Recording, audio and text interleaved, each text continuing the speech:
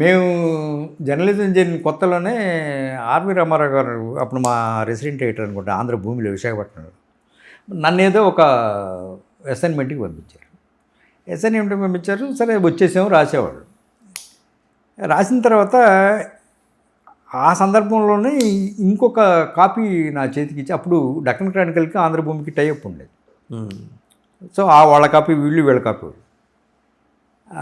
శ్రీధర్ అనుకుంటా, పెద్ద రిపోర్టర్, ఢిల్లీలో చేశారు. డ్యూరింగ్ కరోనా ఆయన చనిపోయినట్టున్నారు. ఆయన ఒక స్టోరీ ఒకటి రాశారు.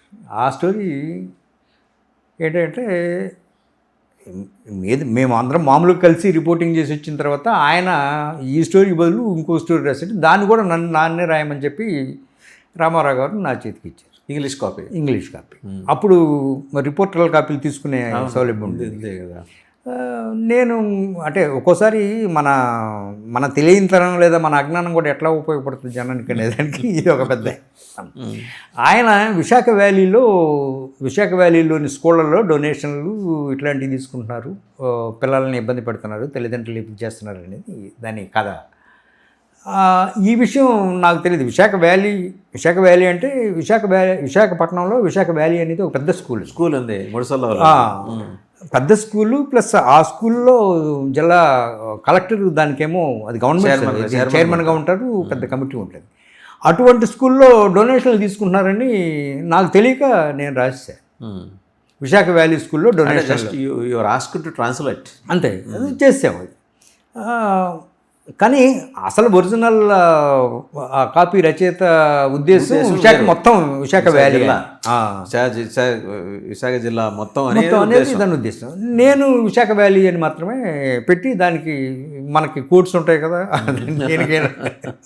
ఆ కోర్సు పెట్టి విశాఖ వ్యాలీ స్కూల్లో డొనేషన్లో నేను పెట్టాను.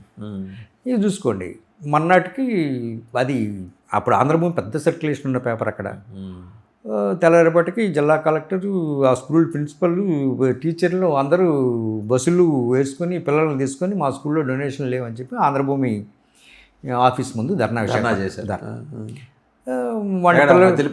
మదిలిపాలెం వాడిని పిలవండి, వాడు రాసినాడు ఎవడు అది ఇది అని చెప్పి పెద్ద పెద్ద కేకలేస్తూ ఉన్నారు. అయితే మంగు రాజగోపాల్ గారు అప్పుడు న్యూస్ ఎడిటర్ సీనియర్. ఆయన చాలా సమయస్ఫూర్తి గలవాడు. సరే వాళ్ళ ప్రిన్సిపల్ గారిని ఒకళ్ళని పైకి పిలిచి, ఏంటి మీ సమస్య ఏంటి, మీరు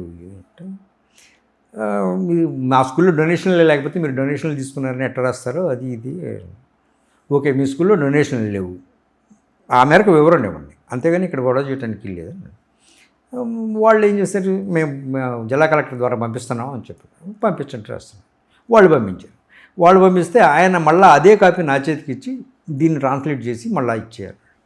నేను ఇచ్చేసాను అనమాట.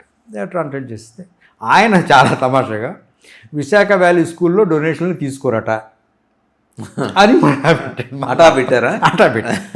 మన్నాడు వచ్చేసింది. మన్నాడు వచ్చిన తర్వాత మేము చెప్పింది ఏంటి, మీరు రాసింది ఏంటని మళ్ళీ ప్రిన్సిపల్ మళ్ళీ గొడవ పెట్టారు. అప్పుడు ఆయన చేసింది ఏంటంటే, మొత్తం విశాఖపట్నంలో ఎన్ని స్కూళ్ళు ఉన్నాయో అన్ని స్కూళ్ళల్లో ఎక్కడెక్కడ డొనేషన్లు తీసుకుని వీటన్నిటిని చాకరీ పెట్టుదాం అని ఒక కాలం నడిపి తీసుకుంటే అసలు మొత్తం కొన్ని వందల మంది పిల్లలకి మేలు చేసినట్టు అయిపోయింది. అది మనకు తెలియకపోవచ్చు, కానీ ఆయన పెట్టిన ఆ సిరీస్ ఉంది చూసారా, ఆ సిరీస్ తోటి అన్ని స్కూళ్ళు గగ్గోలెత్తినాయి. రోజుకు ఒక స్కూలు, ఈ స్కూల్లో డొనేషన్లు ఉన్నాయి లేవు, ఏ స్కూల్లో అన్ని తీసుకుంటున్నారు, అట్లా మొత్తం విశాఖపట్నంలో ఉన్న స్కూళ్ళల్లో ఒక డొనేషన్ల ఒక సిరీస్ నడపడానికి అది ఒకటి బాగా ఉపయోగపడింది.